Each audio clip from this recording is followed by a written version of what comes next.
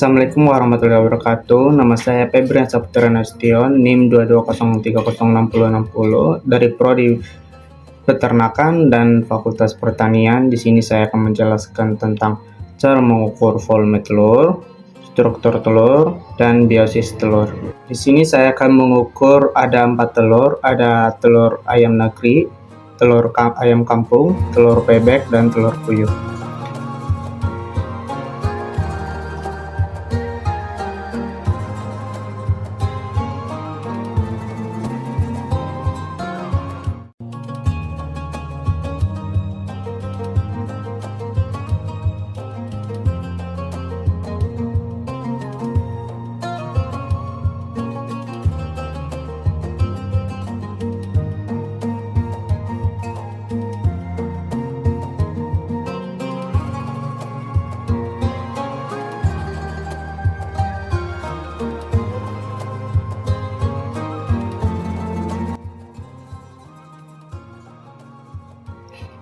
Hasil dari pengukuran volume yang dilakukan, terdapat ayam negeri sebanyak 30 mili, ayam kampung 18 mili, bebek 40 mili, dan puyuh 4 mili. Dari hasil itu terdapat bisa terjadi ukuran volume itu seperti ukuran besar telur, jenis telur, dan terdapat juga faktor-faktor lingkungan. Sekarang saya akan menjelaskan struktur telur.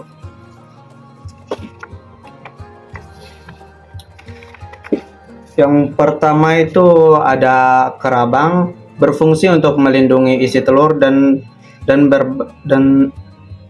sebagai pembentuk tulang untuk calon embrio.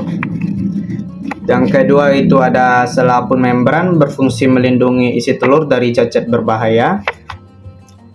Yang ketiga itu ada putih telur atau albumin, berfungsi sebagai cadangan udara bagi calon individu baru dan melindungi isi telur dari guncangan.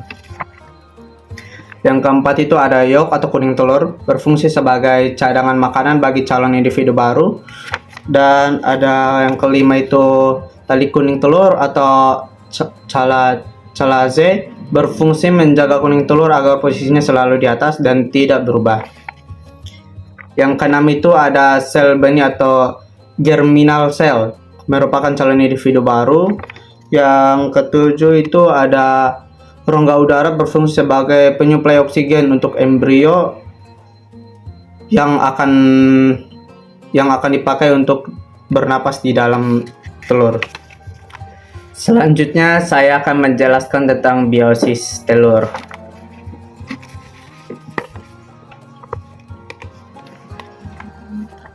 Yang pertama ada ovarium. Ovarium yang berfungsi sebagai tempat telur berkembang dan sebagai tempat disinteresis hormon steroid seksual, gematosis, serta perkembangan dan pemasangan telur. Setelah itu sel telur akan jatuh ke dalam infundibulum yang berbentuk corong, dan lama jatuhnya itu adalah sekitar 15 menit dan terjadi fertilisasi atau pembuahan antara sel sperma dan sel telur. Selanjutnya sel sperma dan sel telur yang sudah dibuahi akan jatuh ke dalam magnum. Dan di dalam magnum terjadi sintesis albumin kental dan albumin cair serta sintesis kalase. Waktunya adalah sekitar 3 jam. Material yang disekresikan adalah albumin, protein, karbohidrat, dan air. Selanjutnya akan jatuh ke dalam isthmus region. Jatuh ke dalam isthmus region yang bagian oviduk yang berbentuk lapisan tipis kerangka telur dan menutupi telur dengan membran keras. Selanjutnya akan jatuh ke dalam uterus region. Jatuh dalam uterus region yang berfungsi sebagai tempat telur diisi dengan cairan albumin tambahan dan terjadi pembentukan kerangka telur. Yang lebih lengkap selanjutnya akan jatuh ke dalam vagina yang berfungsi sebagai bagian akhir dari oviduk yang mengarah ke kloaka. yang mengarah ke kloaka dan bertanggung jawab atas pengeluaran telur yang sudah siap diproses. Selanjutnya akan jatuh ke dalam kloaka. Di bagian kloaka ini adalah bagian tubuh di mana saluran pencernaan dan reproduksi bertemu dan telur akan dikeluarkan dari bagian kloaka ini.